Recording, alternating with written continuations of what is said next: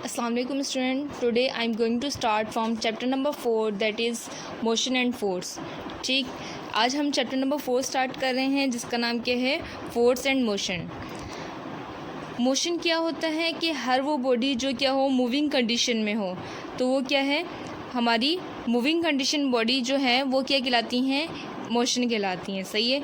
जैसे अगर हम कहें कि कोई गाड़ी है रोड पे मूव कर रही है तो इट्स मीन वो क्या है, मूविंग कंडीशन में है. अगर कोई इंसान है, कोई लड़का है, कोई लड़की है, चल रही है, तो इट्स मीन वो क्या है, मूविंग कंडीशन में. रेस्ट पोजीशन पे ना हो, रुकी हुई हालत में ना हो, तो उसको हम क्या बोलते हैं, मूविंग बॉडीज़ कहते हैं. तो मूविंग हालत में जो बॉडीज़ हैं उसको हम क्या कहते हैं, मोशन कहते हैं. ठीक.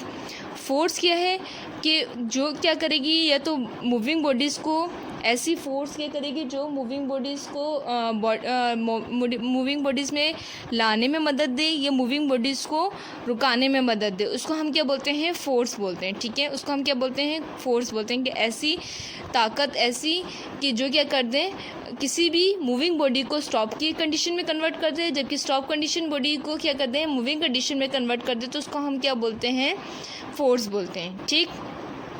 तो अब हम चलते हैं फोर्स की डेफिनेशन की जानिब. फोर्स क्या है, force can also distort and tends to distort the shape of the body to which it is applied. कि अगर हम कोई एक स्टूडेंट क्या किया हुआ है, क्लास में रुका हुआ है, अगर मैं उसको पुश करूँगी, पुश मतलब हम धक्का देंगे. ठीक है. तो अगर मैं उसको पुश करूँगी तो इट्स मीन वो क्या होगा कि वो खड़ा नहीं रहेगा बल्कि कुछ कदम चल पड़ेगा, तो मूविंग कंडीशन में आ जाएगा. तो हम क्या बोलेंगे, वो मूविंग कंडीशन में उसका आ जाना क्या हो रहा है, उसकी पोजीशन को चेंज कर लेना हो रहा है. ठीक. तो उसके ऊपर समथिंग फोर्स मैंने अप्लाई की थी जिसकी वजह से क्या की थी, वो बॉडी ने क्या किया था, डिस्प्लेस किया था, मूव किया था. ठीक. इसी तरह अगर कोई बॉडी क्या हो मूविंग कंडीशन में, एक बच्चा भागता हुआ आ रहा है, आप फ़ौरन से उसको रोकें तो वो क्या है, अपोजिट फोर्स उसके ऊपर अप्लाई करें तो वो क्या हो जाएगा, मूविंग कंडीशन से वो क्या हो जाएगा, स्टॉप कंडीशन में कन्वर्ट हो जाएगा, रेस्ट की हालत में वो आ जाएगा. ठीक है.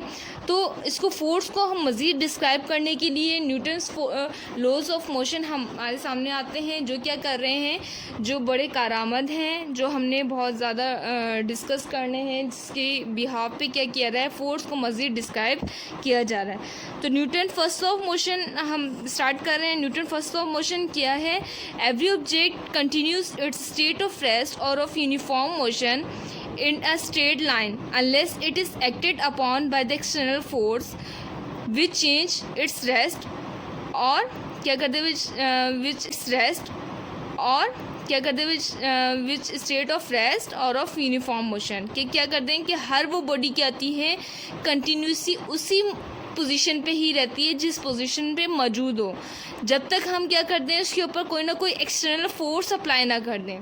जब हम उसके ऊपर एक्सटर्नल फोर्स अप्लाई कर देंगे तो वो बॉडी क्या हो जाएगी, अपनी पोजीशन को चेंज कर लेगी. तो उसके पोजीशन को चेंज कर लेना और उससे क्या कहलाएगा कि वो क्या है, यूनिफॉर्म मतलब उसकी क्या है, उसकी एक पोजीशन को चेंज हो जाना, ये मतलब फैक्ट है जिसकी वजह से क्या कर रही है, बॉडी मूविंग की हालत से रेस्ट की हालत में कन्वर्ट हो गई है.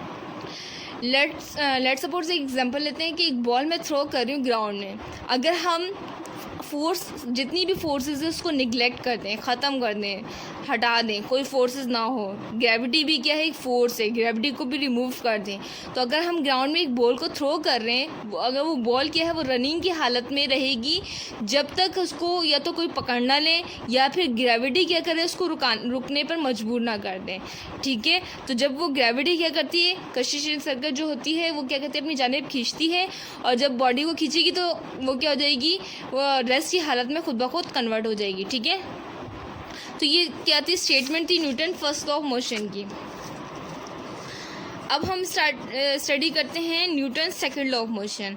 ठीक है. Newton second law of motion की स्टेटमेंट क्या है हमारी, when a force act on an object, ठीक है, when a force act on an object it produce acceleration in the object its own direction. कि क्या हो जाएगा, जब हम क्या कर देंगे, किसी ऑब्जेक्ट के ऊपर क्या करवा दें, फोर्स लगा दें, तो क्या करेगा, वो प्रोड्यूस करेगा acceleration in the object in its all direction. मतलब जिस डायरेक्शन में फोर्स लगेगी और उसी डायरेक्शन में क्या होगा, एक्सेलेरेशन भी प्रोड्यूस होगा. This acceleration is directly proportional to the magnitude of the applied force. जाहिर सी बात है, अगर मेरी फोर्स ज़्यादा है, ज़्यादा धक्का लगा रही हूँ मैं बॉडी को, तो ज़्यादा डिस्प्लेस होगी, ज़्यादा एक्सीलरेशन प्रोड्यूस होगा। अगर मैं फोर्स कम लगा रही हूँ तो बॉडी भी क्या होगी, कम मूव करेगी और कम एक्सीलरेशन प्रोड्यूस होगा। तो एक्सीलरेशन जितना होगा उतने ही फोर्स होगा, मतलब ये आपस में क्या है, डायरेक्टली प्रोपोर्शनल है। ठीक है, इसी एक्सप्रेशन को डिस्क्राइब करने के लिए चंद मैथमेटिकल एक्सप्रेशंस हैं, वो हम डिस्क्राइब करें। ए क्या है हमारी एक्सीलरेशन, एफ क्या है फोर्स। ठीक है, तो उन्होंने कहा है if a force F is applied to an object of mass M, कि एक जो बॉडी है जिसका मास क्या